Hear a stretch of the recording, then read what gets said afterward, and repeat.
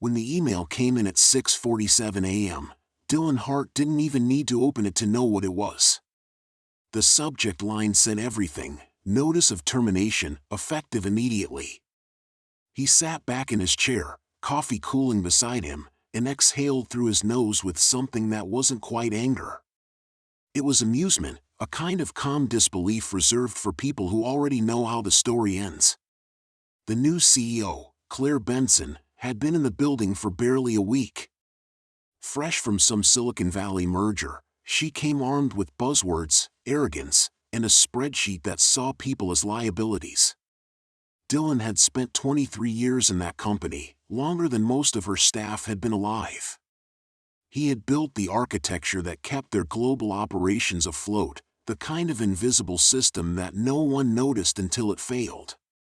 But none of that mattered. She wanted to make a statement, to show the board that she was fearless, decisive, efficient. So she fired the quietest man in the room. What Claire didn't know, what no one except the board chair and two attorneys knew, was that 2 days before she'd been announced as CEO, Dylan had quietly become the company's majority shareholder. The board had offered him the position as a symbolic retirement gift when the founder passed, never expecting him to accept. But Dylan had signed the papers with his usual quiet precision and returned to work as if nothing had changed. He wanted to see how the company would treat its people without him in control. He didn't have to wait long to find out. By 9 a.m., the office was buzzing with whispers. Dylan's dismissal had been public, swift, and humiliating, an all-staff email sent by Claire's assistant titled "New Leadership Direction." She had always liked the theater of power. What she hadn't realized was that the real stage was upstairs, in the boardroom, and the curtain hadn't even lifted yet. At 11 a.m., the board meeting began. Claire walked in, confident, armed with projections and charts.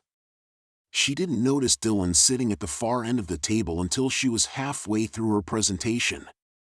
For a brief moment, her composure flickered. "Mr. Hart," she said, smiling too tightly, "I didn't expect to see you here today."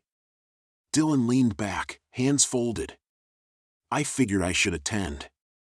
You know, given the circumstances." She forced a polite laugh. "Of course.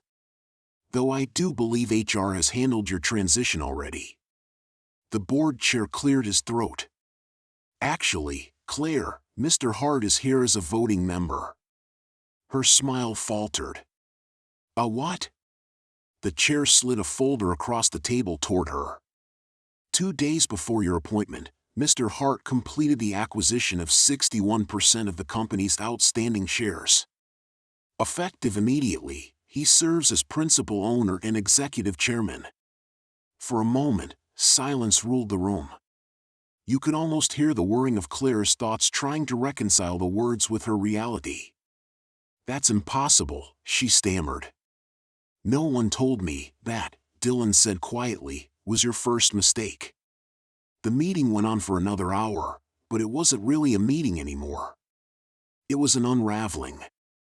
Every decision Claire had made in the past week, the firings, the budget cuts, the restructuring, was placed under review. Dylan didn't raise his voice once. He didn't need to. The board listened when he spoke, and Claire began to understand just how small her authority had been all along. By noon, the company's internal messaging system lit up again. A new memo appeared in inboxes across the organization, sent from the executive chairman's account, effective immediately. All recent staffing decisions made under the prior directive are suspended pending review. Former personnel will be reinstated. Leadership transition forthcoming. The message ended with 2 words that sent a chill through the office: integrity returns. Downstairs, people gathered near the glass walls of the atrium, whispering as Claire exited the building flanked by HR and security. She didn't shout or protest, she just walked fast, head down, the way people do when they realize power was never really theirs. Dylan watched from the mezzanine above, expression calm, unreadable. That evening, long after the office had emptied, he sat in the CEO's chair, her old seat now reclaimed, and looked out at the skyline. He wasn't vengeful by nature, not really. But there was something satisfying about poetic symmetry. She had fired him at sunrise. By sunset, she was gone. He hadn't needed to raise a hand. Just reveal the truth. The next morning, when the staff returned, they found their systems restored, their departments reopened, and a handwritten note taped to the glass of the executive suite. It read, "Never mistake silence for weakness. Some of us just build our revenge one share at a time." And beneath that, his signature, Dylan Hart, owner. From that day on, every new hire heard the story of the CEO who fired the wrong man. They said the board meeting that followed became legend, the quietest, coldest act of justice in corporate history. And though Dylan never told it himself, he didn't have to. His message lived on in every corner office that ever thought itself untouchable. Because in the world of business, revenge isn't loud. It's patient. It's written in ink, not anger. And when it finally arrives, it doesn't break the system, it simply reminds everyone who really built it. In the days that followed, the company moved like a machine waking from a long, uneasy sleep. Departments that had been stripped bare began to breathe again. The engineers who'd been let go returned, greeted with quiet smiles and firm handshakes. People who had spent years walking on eggshells under Claire's modern efficiency felt the weight lift from their shoulders. For the first time in months, laughter echoed through the open office. The heart of the company, the one Dylan had helped build from scratch, started to beat again. Dylan didn't give any grand speeches. He didn't parade his victory or hold press conferences. He simply worked, the same way he always had, steady, meticulous, unbothered by noise. But word spread anyway. Every boardroom in the industry whispered about what had happened at Hartwell Systems. The CEO who'd fired her own boss. The man who'd walked out one morning as an employee and returned by lunch as the owner. It became a story of quiet power, a reminder that in the corporate jungle, the most dangerous person in the room is rarely the one shouting. Claire tried to salvage her reputation. She gave interviews, wrote statements about miscommunication and unforeseen transitions. But no one cared. In a world where reputations are currency, hers had been devalued overnight. The board, eager to distance itself, reached a settlement that included a lifetime non-disclosure clause. She vanished from the industry, her name reduced to a cautionary tale passed around MBA classrooms and late-night office gossip threads. Meanwhile, Dylan began implementing quiet reforms. He restored the mentorship programs she'd canceled, reopened departments focused on research instead of immediate profit, and introduced a new internal code of conduct called the Hart Rule. No decision made in this building should ever forget the people it affects. The employees took it to heart, literally. Some began carving those words onto sticky notes, office mugs, even engraved plaques. It wasn't a slogan. It was a standard. Late one night, as Dylan walked the quiet halls of the top floor, he stopped outside the glass wall overlooking the city. The skyline shimmered in reflection, like circuitry, lines of light forming patterns of ambition and failure. He could see his own reflection in the glass, older, steadier, untouched by arrogance. He thought about the younger version of himself, the one who'd worked late nights fixing systems that others broke, the one who believed that hard work spoke louder than politics. He'd been right. It just took time for the noise to fade. Behind him, his phone buzzed, a message from the board chair. "You handled that better than any of us could have. You didn't just win back your company. You reminded us what leadership looks like." He didn't respond right away. He just set the phone down, looked out at the lights again, and whispered to himself, "Leadership doesn't fire people to prove power. It builds people to share it." Weeks turned into months, and the company entered what employees later called the Hart Era. It wasn't about profit, though profits did rise. It was about balance. About rebuilding trust in an age where everyone was replaceable except integrity. Dylan didn't stay forever, he never intended to. A year later, he stepped down quietly, leaving behind a letter addressed to the board. I didn't buy this company to own it. I bought it to protect it. Make sure it never forgets who it's for. The board framed that letter and hung it in the main lobby, just beneath the company's logo. Visitors would often stop to read it, sensing something rare in its simplicity. Employees, especially the new ones, read it like scripture. As for Dylan Hart, he disappeared into quiet retirement, trading the hum of servers for the sound of waves on the coast. But every now and then, someone would see him at a cafe in the city, reading financial papers, smiling faintly at the headlines, stories of CEOs falling, corporations learning humility the hard way. And they'd say he never gloated, never claimed revenge. But sometimes, when the light hit just right, you could see that glint in his eyes, that calm satisfaction that only comes from winning on your own terms. Because Dylan Hart didn't destroy anyone. He didn't have to. He simply let the truth reveal itself. They fired him. He owned them. And he walked away knowing that real revenge isn't about ruining others, it's about rebuilding what they never deserved to touch. Months later, at the annual shareholders' gala, the one event Claire had once described as the stage for power, not sentiment, Dylan made a rare appearance. The ballroom buzzed with suits, glasses of champagne, and polite laughter echoing off marble walls.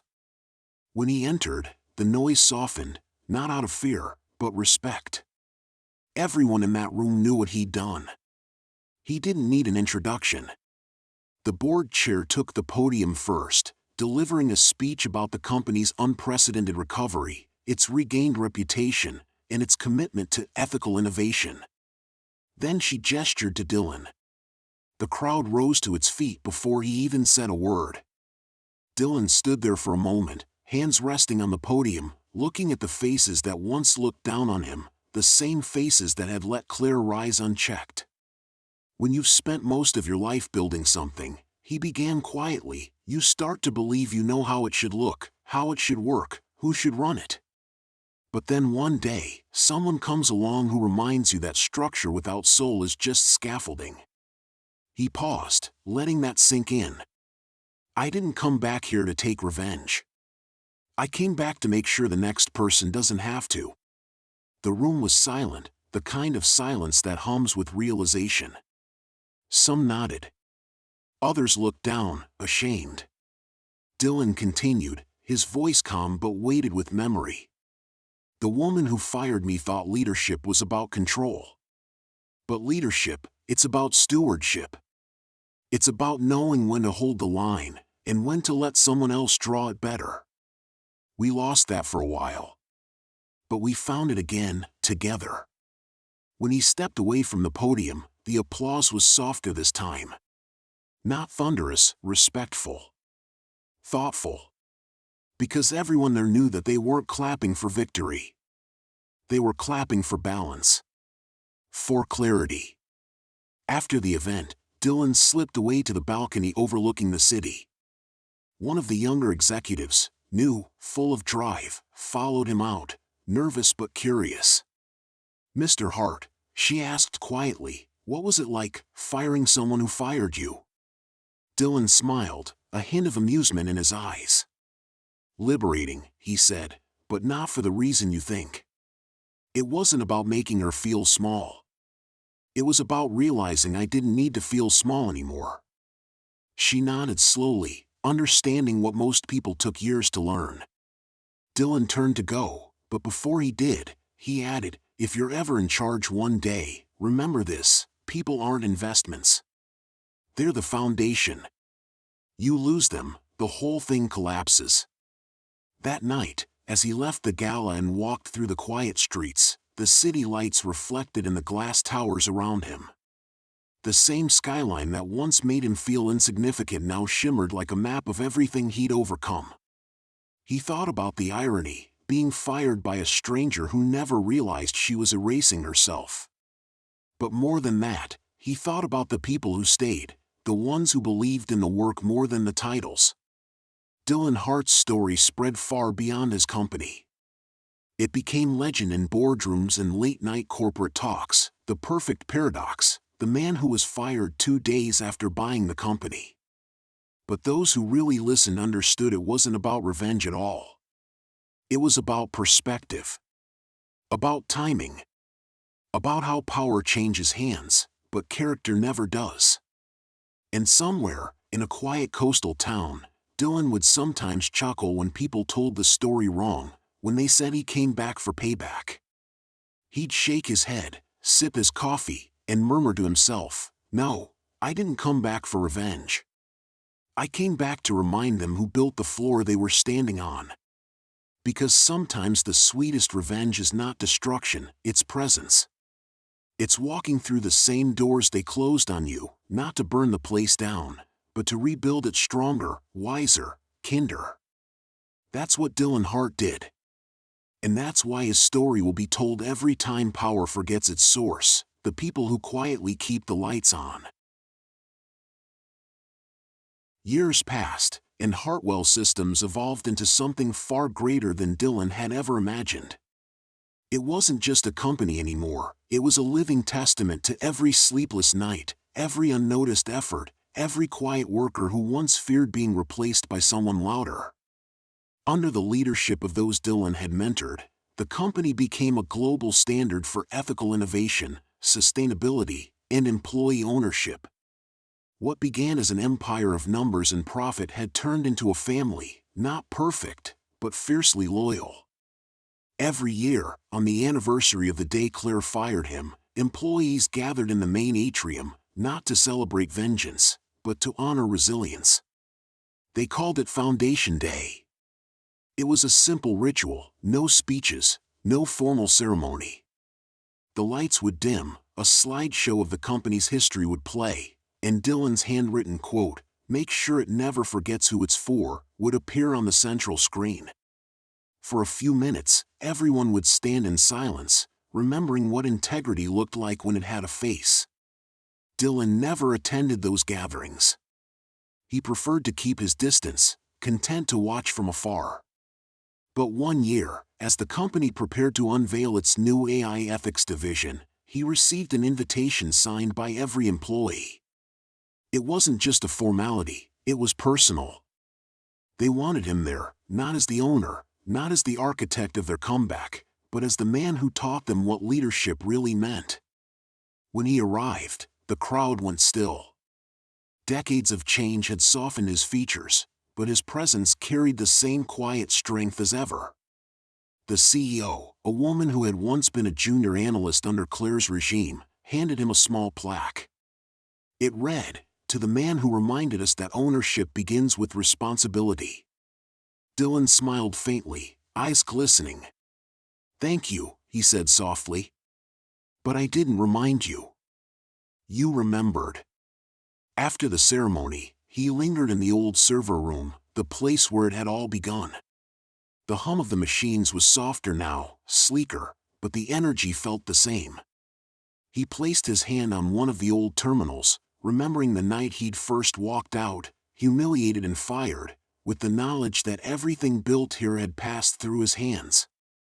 And now, standing here again, he felt something he hadn't in years, peace. He realized that revenge had never been the point. Revenge was fleeting. Justice was quiet. And legacy was eternal. Outside, the city skyline glowed, a mirror of his own endurance. The same towers that once cast shadows over him now reflected his light back. Somewhere in that reflection, Dylan saw the younger version of himself, exhausted, overlooked, but unbreakable. He smiled at that reflection and whispered, almost like a promise, "You made it, kid.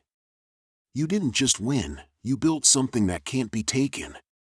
And then he turned off the lights, left the building one final time, and disappeared into the night, not as the owner, not as the man who had been fired, but as a legend who proved that patience and integrity were stronger than ambition and greed combined.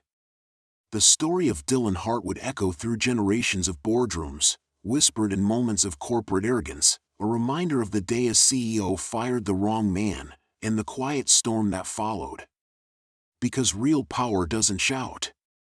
It waits. It listens. It learns.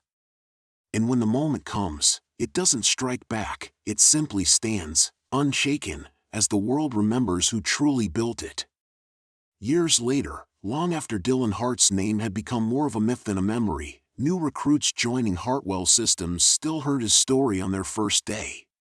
It was told in different ways. Some said he had single-handedly outsmarted the board, others said he'd played a perfect long game of corporate chess. But the truth, the real heart of it, was much quieter than the legend suggested. It wasn't about revenge, or cunning, or luck. It was about a man who refused to let betrayal define his worth. About someone who had been underestimated his entire life, and who chose to answer cruelty not with fury, but with foresight. That's what made the story timeless. One winter afternoon, a journalist from a major financial publication tracked Dylan down at his seaside home.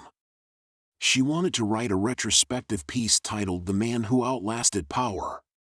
When she arrived, she found him tending to his small garden by the cliffs, the ocean wind playing through his graying hair. He looked nothing like the mogul she expected, no tailored suits, no air of command.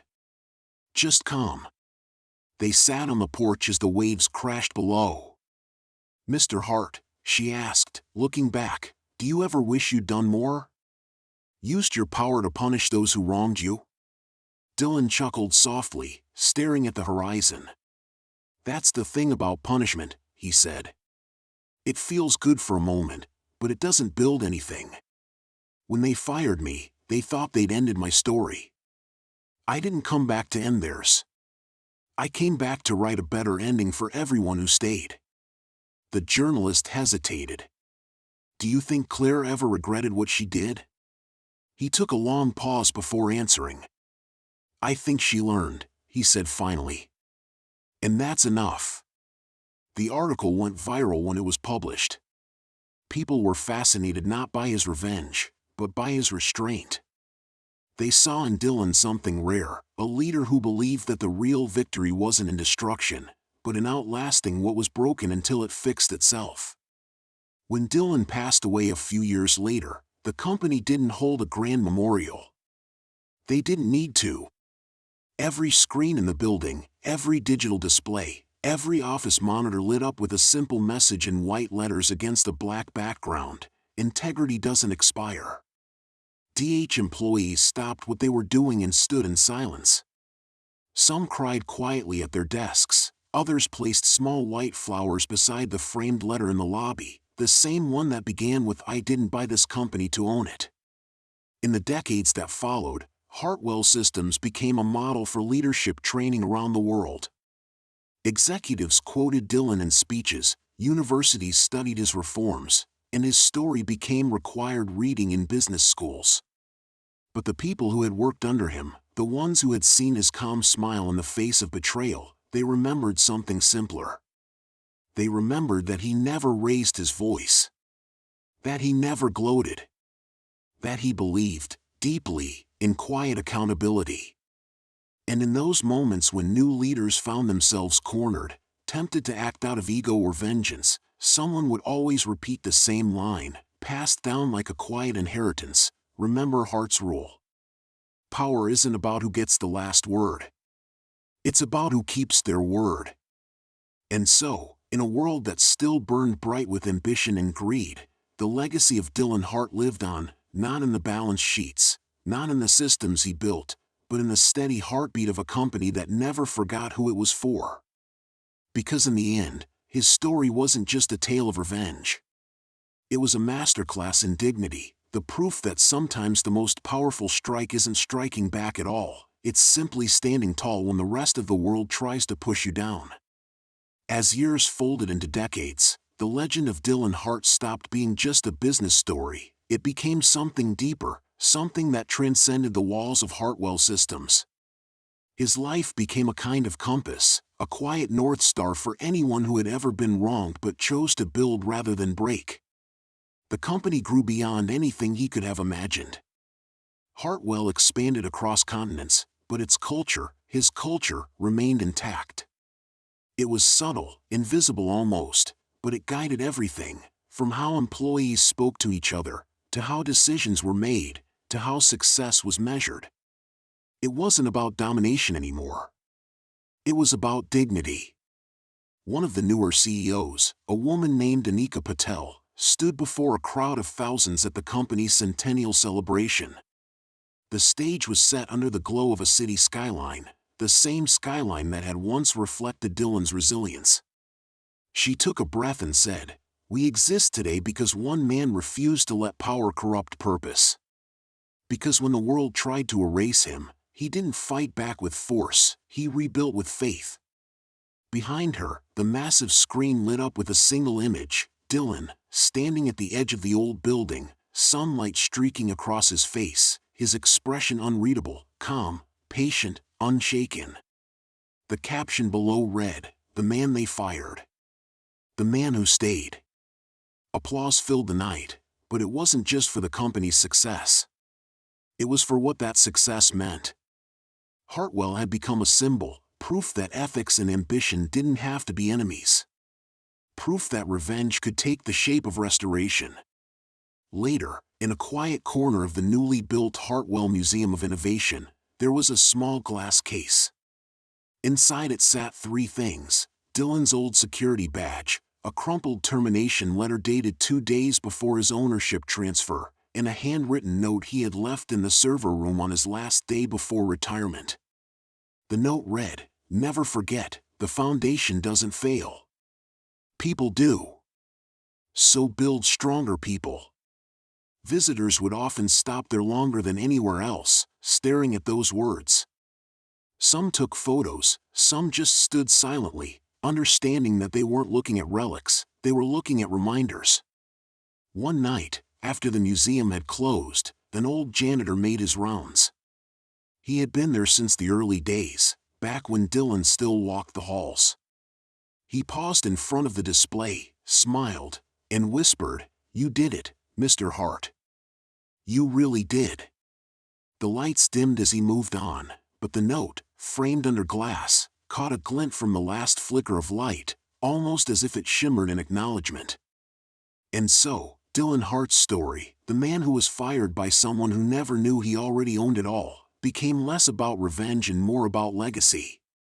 His name became shorthand for a principle as old as time and as rare as truth, that real power is not in controlling others, but in creating something that lasts long after you're gone.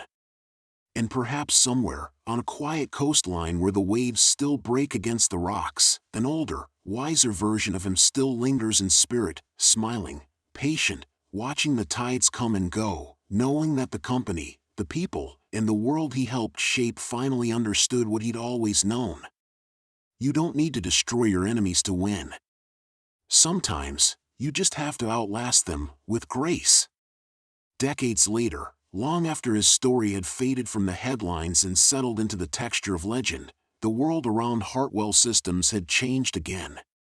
AI ruled industries, currencies had gone digital, and ethics had become the most valuable form of capital. Yet somehow, even amid all that evolution, people still spoke of Dylan Hart as if he were a living memory rather than history. New interns whispered about him during onboarding. Executives quoted him during quarterly meetings. Even competitors admitted, quietly, begrudgingly, that Hartwell's core stability came from something no algorithm could replicate: humanity. And that humanity traced back to one man who once stood alone in an empty office, holding a termination letter he didn't deserve.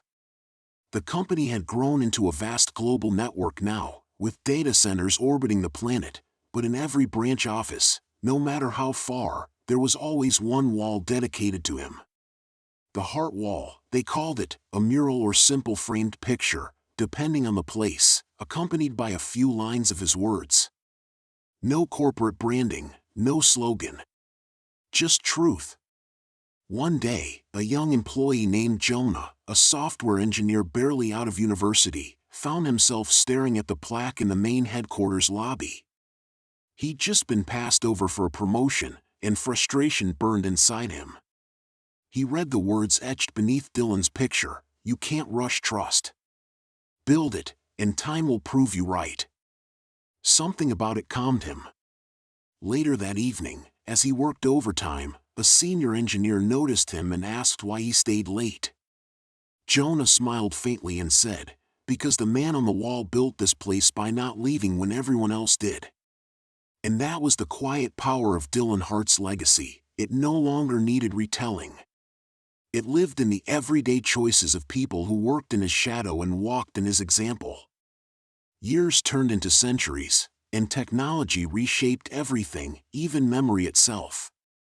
Archives became digital consciousness, stories stored and experienced through immersive history networks.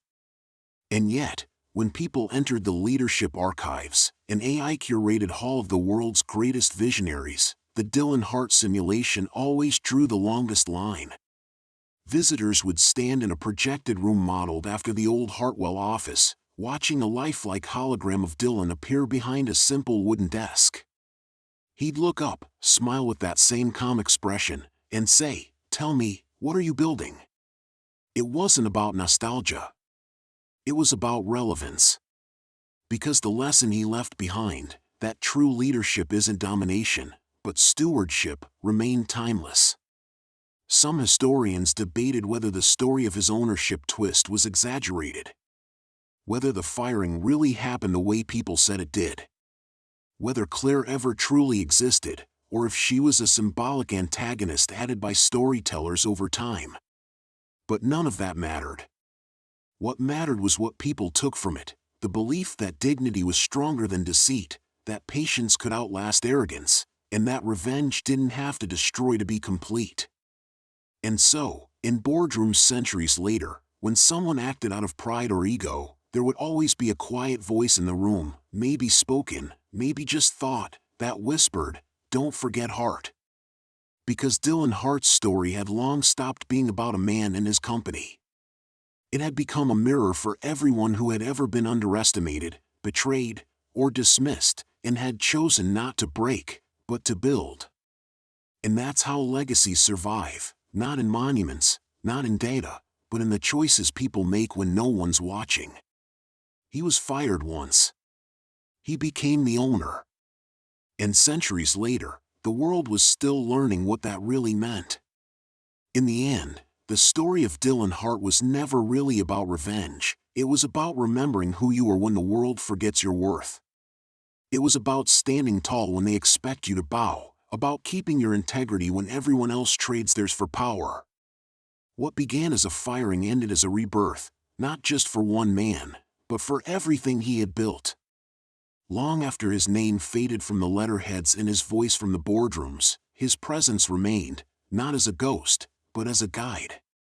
His principles had woven themselves into the fabric of Hartwell systems, into every handshake, every decision, every late-night moment when someone asked, "What's the right thing to do?" That question was his legacy. The world would go on spinning faster, brighter, colder, technology evolving, empires rising and falling, but every time someone chose patience over pride, honesty over fear, creation over destruction, Dylan Hart's spirit flickered quietly back to life. Because he proved something timeless, that real revenge isn't fire and fury. It's quiet endurance. It's the calm smile of a man who knows that what's his will find its way back. He didn't just win. He transcended the game. So when the next generation of leaders walked into that building, the one that bore his initials, even after centuries, they didn't see a monument to victory. They saw a reminder that no matter how powerful the title or how cold the dismissal, truth and integrity outlast them all. They fired him once. He built something eternal. And in that stillness after the storm, Dylan Hart finally had the last word, not spoken in anger, but written quietly in history: "You can't erase what was built on integrity."